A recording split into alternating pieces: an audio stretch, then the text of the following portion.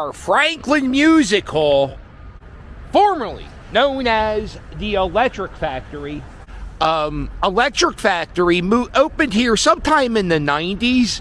I remember my brother going to see Collective Soul as one of the first concerts. Before I was born, the Electric Factory was another venue somewhere else in Philadelphia. And then in the 90s, they opened up this place, and they called it the Electric Factory. They changed names to the Franklin Music Hall a few years ago. I worked in this parking lot for about a year and a half. I worked here in this booth when Jimmy Fallon used to host the late night show at 12:30. The Roots would drive from Delaware to this parking lot every day, and they would have a tour bus drive them to New York City. After the Jimmy Fallon moved to the Tonight Show, they lost that. I think they gave him money to have an apartment. But the one guy, I think it was the tuba player for the Roots, it would cost $7 a day to park here, and the guy from the Roots, the tuba player, would never have cash on him. He would never have the money. And I asked him one time, I said, why don't you guys get a place in New York? And the guy said, I have 6 acres in Delaware, and if I lived in New York, I would have a 2-bedroom apartment. And so this is where the Roots would meet every day, not Questlove. The tuba player, I forget all their names. The Roots also have a studio in this building, or at least they used to back in 2012. There is a rap producer, his name is Dice. I don't see Dice's car. I don't know if Dice's studio is still in here, but Dice was a big-time hip-hop producer, and he had a studio in here, and you would come here, get here at 6 in the morning to open the parking lot. And sometimes there would be like real famous people up in here recording albums, and there would be like armed security guards standing outside the studios. This was the concert venue next to the Electric Factory. This was called Voltage. And before that, it was another bar. And my friends who were in a motorcycle gang, they used to hang here. Whiskey Dick's. I think it was called Whiskey Dick's. But after it was Whiskey Dick's, it became Voltage. And it was a concert venue. Public Urination. Punk rock. Philadelphia legends. Public Urination. I think one of our last concerts.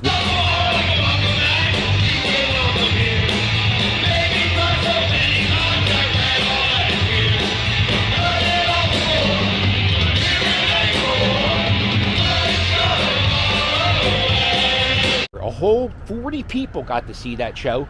The School of Rock. And if you ever seen my English teacher, he always holds his head down like this.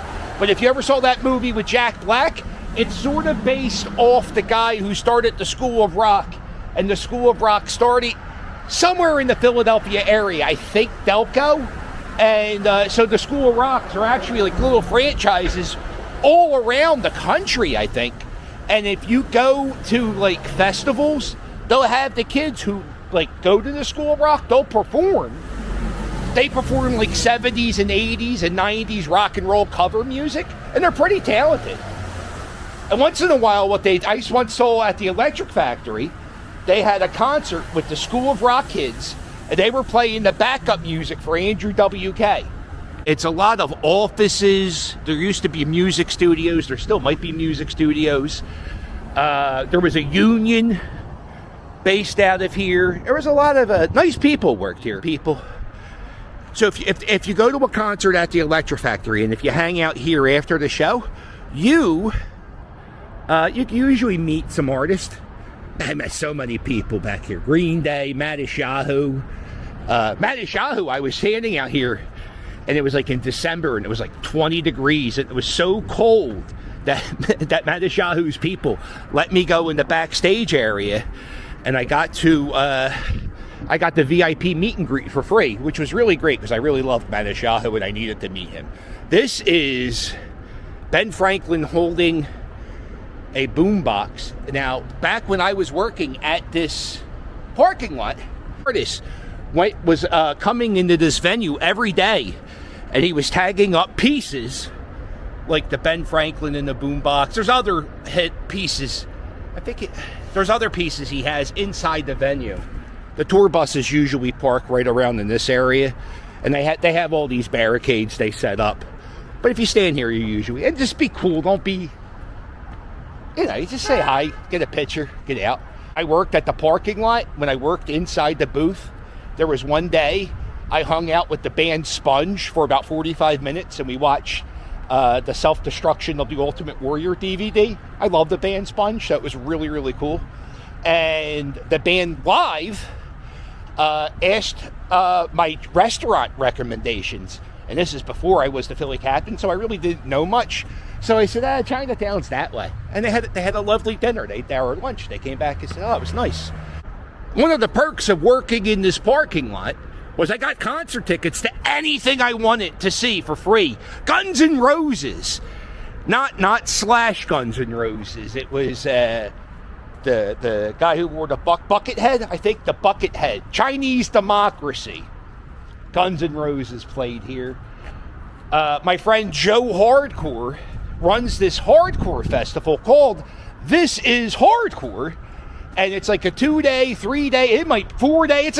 It's a long, multi-day hardcore punk rock festival, headlined by the Misfits, Gorilla Biscuits, Bane. So many hardcore bands have played here. So when Stewie was a puppy, this is when Stewie was just born, I would bring Stewie to the parking lot, and I would walk him back and forth to teach him how to walk properly on the leash, which didn't work out well. And so we would go back and forth. And every one day, I saw Ghostface Killer. He was walking around here with a backpack on, just talking to people. Saw the Ramones inside the Electric Factory. Yeah, I remember the sound system wasn't that great inside here, and the windows would rattle. I do recall they were trying to put a little investment into it. That's crazy. The Descendants and the Circle Jerks. I saw the Descendants play here. Guttermouth opened up for the Descendants. And this is it. This is the booth. I think I worked 7 to 5 every day. Yeah, so I used to have it set up in here. I had a TV, a microwave, a DVD player. I believe that's my little space heater still. And I would have it where I think my job was really a spite job. I would sit here and people would have to pay $7 a day to park in this lot. And I would probably bring in $49. They would lose money every day to pay me for my job. My boss was this guy who was like a biker. He was one of the bikers that hung out at Whiskey Dick's. And he was like, there's a homeless guy sleeping on these steps. Kick him, wake him up and tell him not to come back. So I came over to the guy, and he was a homeless guy. His name's Gus. And I saw Gus sleeping on these steps, and I saw his feet, and they were, I don't know, just never look at a homeless person's feet. It's really sad. And instead of waking him up by screaming at him, I woke him up and I said, yo, listen, my boss doesn't want you sleeping here, but let's make a deal. If I wake you up and you wake up and you leave nicely every day, I'm not going to bother you if you don't bother me. And every day, whenever I saw Gus sleeping on those steps, I give him about a half hour. I wake him up. I give him a bottle of water. Sorry, Gus. And that was it. We had a nice relationship. And I still see Gus. Gus is schizophrenic. So it's impossible for him to get into a homeless facility. He's just too crazy. He can't manage him. He has to live on the streets. And so I still see him. He panhandles over here. Well, that's it. That's my video of my memories of the Electric Factory. I was thinking it was one of my favorite jobs, but it wasn't. It was one of my more interesting jobs. The job itself drove me mad, because I really didn't do anything except watch TV and movies. And I found when I was spending all that time alone in the booth, I was spending a lot of time in my head, and that wasn't a good place to be in that time.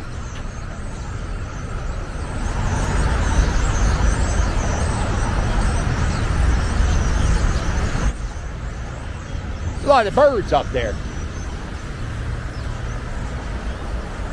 Isn't it remarkable that the entire world isn't covered in bird shit? Like, there's so many birds. Well, if you like this video, do me a favor, hit the thumbs up, and while you're at it, hit subscribe. Don't forget to check out my merch. My merch, it's fire. Hey, get yourself a Valentine's Day gift, right? Get yourself a Philly Captain t-shirt, you know. I'm still available on Cameo. I want to thank everybody who booked me on Cameo for Christmas. I try to make each Cameo, I don't just read the script. You write something, and I usually add some stuff to it. So if you want to book me on Cameo, wish somebody a Happy New Year, talk trash to a Dallas Cowboys fan, whatever you need, you can book me on Cameo. If you're a Patreon member, you had an early preview this week of the camping video in Gettysburg, and I'm buying the postcards right now to fill out and mail to you guys. And don't forget to hit the join button so you can get access to all my live streams. The studio is moving, and will it be better? Will it be nicer? I don't know. Well, don't forget to hit like and subscribe, and I'll sail with you later. Toodles!